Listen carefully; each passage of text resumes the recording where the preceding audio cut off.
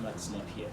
So we would be looking at the second lesson. In the first lesson, we talked about the introduction to the anatomy of the piano keys. Basically, we're looking at the keys which we have in music, the 12 of them, and trying to find out exactly how you can identify them in the piano keyboard. We stopped at the natural keys, that is talking about C and F landmarks, and trying to understand how that also rolls up into having C, D, E, F, G, A, B, C. Okay, today we're going to just recap that a little bit and go into the black keys, which happen to be the sharp and the flat keys. And thereafter, we're going to be looking at something else in addition to that, the second aspect of sound, rather the first aspect which we talked about of sound, pitch, but that is going to be the second aspect of these piano keys introductory lesson. All right, so here we introduced in the last class the key of C. We know that by now, and we also know the key of F by now. So now we are going to be looking at these black keys. We said C is the white key just before the series of black. So wherever you see two groups of black, C is that white key. And F is the white key just before the group of three black keys. C, the white before the group of two black keys, and F, the white before the group of three black keys. Now, how about the sharp keys, and how about the flat keys? It would be helpful to give a rudimentary definition of sharps and flats here, again, for the context of this lesson. So, all the keys which you find here, you find this key, you find this key, you find these keys like that, that arrangement is all a sort of arrangement of half steps. You find that from here to here is a half step, from here to here is a half step, here to here is a half step. Every of these arrangements are just half steps. It means they are just close together. Okay, so it's a different step when you look at this all the way here. Now on the piano, it looks this structure, it looks quite not very clear enough. But remember what we said earlier on in the first lesson, that keys simply produce sounds, and these sounds are referred to as notes. Now keep that in mind. Since keys produce sounds which are referred to as notes, it means that the keys are not just the sounds are not just what we can see, a linear picture. The sounds are ascending and descending tones, like that, just like this.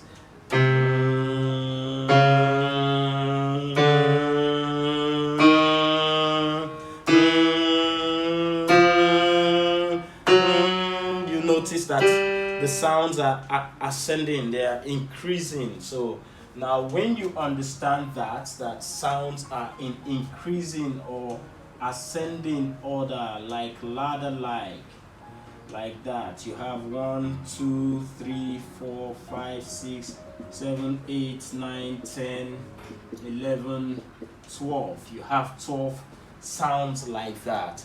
Then you'll be able to understand, get better picture of what we're saying. This ascending order of sounds from between 1 and 2 is a step. You can see there's a step here. This is what we refer to as a half step. Between 2 and 3 is another half step. So you just go on that way. They are all related one to another in half steps. In music, half steps are also known as semitones. Now, if moving from 1 to 2, which is equivalent to moving from here to here. This is 1, 2, 3, 4, 5, 6, 7, 8, 9, 10, 11, 12. So if this arrangements of 1 from here to here, that is a half step, you get it, that's from 1 to 2 and then to 3. Then we could infer that 1 to 2 is a half step, 2 to 3 is a half step. Therefore, from 1 to 3, you can also move from 1 to 3. You get it? So you can move from 1 to 3, not just from 1 to 2. Okay, so should we decide to move from 1 to 3, we are moving 2 half steps. That is, this is the first half step and this is the second half step. And when you move 2 half steps this way, it gives you what we would call a whole step. Just like mathematics, half plus half, it's equal to 1 whole. Okay, now whole steps in music are referred to as tones, while half steps are referred to as semitones. Okay, so just keep that in mind, understand it, and don't mind that you're seeing white and black keys here. Always remember, the important thing is these keys are representations of the sounds which they produce. They are representations of the sounds which they produce. Now, a sharp key, again, this definition is going to be for the context of this lesson, which is learning the piano keys, this time the sharp and the flat keys, and we'll come to pitch notation just shortly after. Now, sharp keys is going to be, in this context now, the raise, that is increase, okay, of, please permit us to use this definition. This is not objective, it's just a subjective application of the real definition. Raise or increase of a natural key by a semitone or by a half step. Okay, so raise or increase of a natural key by a half step or a semitone. As we progress, we are going to get to using the definition much more properly. But to understand these keys for this particular lesson, I want to adopt something of this sort. So please just bear with us with it. So increase, this is key number 1. Let us say that is C. And then we decide to raise C up by a half step. That is, this is C, and we decide to raise it up. We move up by a half step. Okay, immediately we are going to be on the sharpened form of C. That is what it means. We have now sharpened C. Okay, much more theoretically, if we decide to move up by a half step, we have sharpened this sharp of C, and although that comes to D, but again, I'm avoiding going all that far. So please, let's stick back to this subjective definition. Here is our C, that is number 1. We move it up by a half step, and we have successfully sharpened that, and the sharpened form of C would become C sharp. That is what it will be called. So remember, in the previous class, we gave this symbol for sharps, and we say this symbol for flats, and we say this symbol for natural keys. Okay, so move from C to C sharp, and we've just named this particular first of the 2 groups of black keys. We've just named that one, but in the context of the sharp. Now we move again to a natural key D. Remember, increase of a natural key, again subjective, permit us using it by a semitone. This is D, and we raise it up by a half step, moving this time from, this is our 1 and this is our 2, this time moving from 3 to 4, and then that would become, like you would guess appropriately, D sharp. So C, C sharp, D, D sharp, and then we realize that we come down to E again. So we have C here, we have C sharp, we have D, we have D sharp here, and that is it, increasing by a half step or a semitone. The flat keys, on the other hand, again permit us to subjectively, for application in this particular lesson, define it this way, that it is the decrease of a natural key, I place those in parentheses again, by a semitone, that's by a half step. Place that on quote unquote, decrease of a natural key by a half step. And usually in this context we are discussing, it's going to fall on a black key. it's going to fall on a black key. So, but of course, you will get to some other points where we realize that, for instance, if we go strictly by a decrease of the natural key by a half step, this is C, and you decrease C by half step, of course, you're going to come to B, and that means B is C flat, and yes, that is correct. Okay, so, but again, for the sake of staying to this black key classification, so let's just go and restrict these definitions to the black keys and to the white keys that are related to black keys. So here now we have D, and we have D as number 3.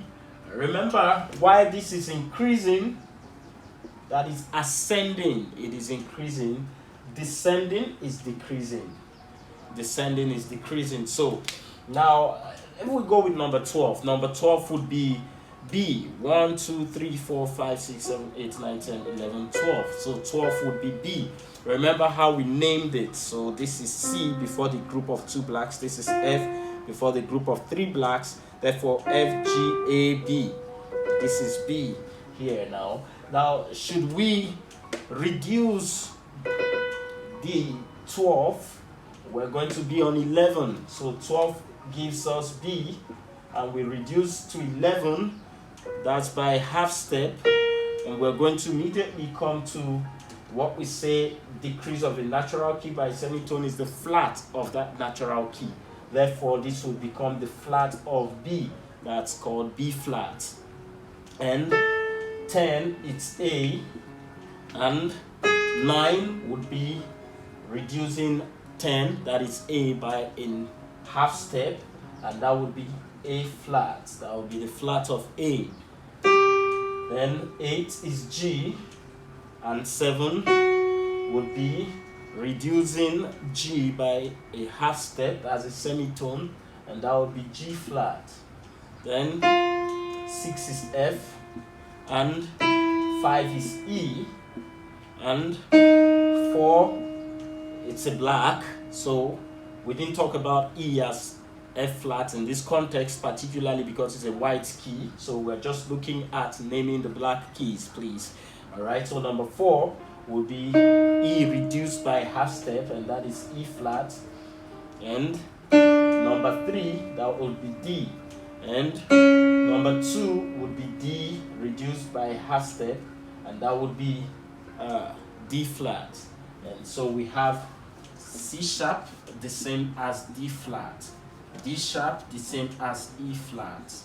Then we have E, F, F sharp the same as G flat, G, G sharp the same as A flat, A sharp the same as B flat, and then we have B.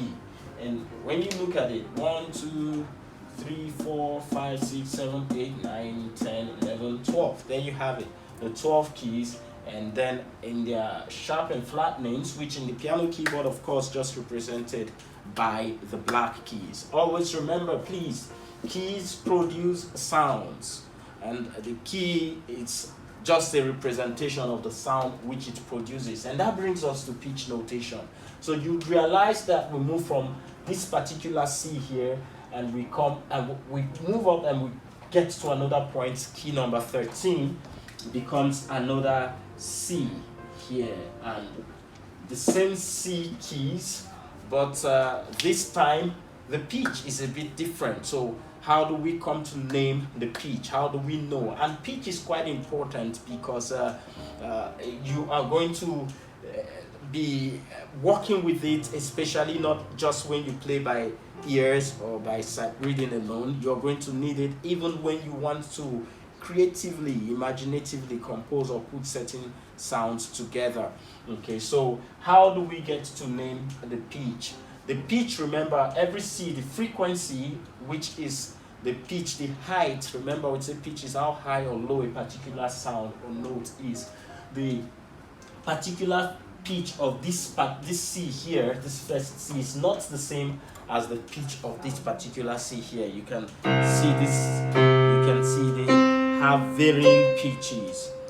Okay, and the most important first thing to know about your pitch is the notation of your pitch is the middle C, that is also known as C4. The middle C is the division between the two halves of parts of the keyboard. There is a part which is towards your right hand, that is notes which are upward, very high notes, heights of the notes are they keep going higher and higher and higher. Your right hand plays them, you find that the other notes are below your left hand notes and all that. So the notes, the middle C is the dividing line between what goes up to the right and what goes down to the left, or what goes up to the treble and what goes down to the bass. So the middle C is just between the two stave, the treble stave and the bass stave on that part. To exactly understand or figure out the middle C, the pitch of it, the notation is C4. Once you are able, you get to the middle of the keyboard, of your keyboard, the C that is just at the middle of your keyboard, that is your middle C, and that is C4. Alright, so from C4 you just take all the C's down. The next C below will be C3 and the C below will be C2. So this particular keyboard has C2 as its lowest note. On a standard piano, of course, you would go down to have C1 and A0 also. And from C4 you go up to the next C, that will be C5 to the next, that will be C6 to the next, and that will be C7.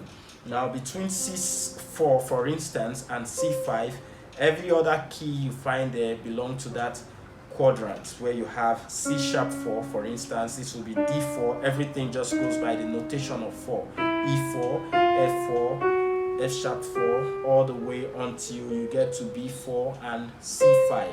Once you're coming to a new series, it begins with C again. So theoretically we have all the way to C0, but practically it's from A0. But when we say C0, it comprises of C0 to B0, for instance. It comprises of all these keys here: C0, C sharp 0, D0, D sharp 0, B0, F0, F sharp 0, G0, G sharp 0, A0, A sharp 0, B0. Of course, practically the grand piano or a complete piano would be starting from A0. Okay, that means all these parts are sort of theoretical entirely. Then you have from A0 all the way back, but once you get to the next C, that is going to be C1. It begins a new series, and all these changes, C1, C sharp 1, that is on that octave.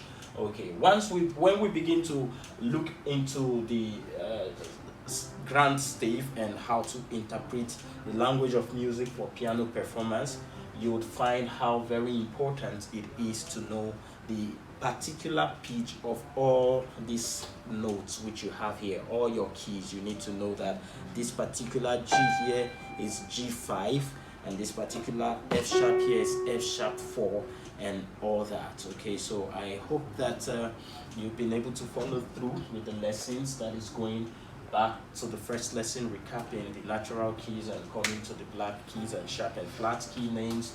By now we all should know it, and then have a good idea, preliminary though, of pitch notation. In the next lesson we'll be taking our first warm-up exercises, something to get us to start with, and those will be fingering exercises. We'll be introducing the fingering techniques which we use for preliminary trainings in rehearsal house. Again, if there are any questions, please comment below, and you could also reach us through the descriptions, information placed in the description.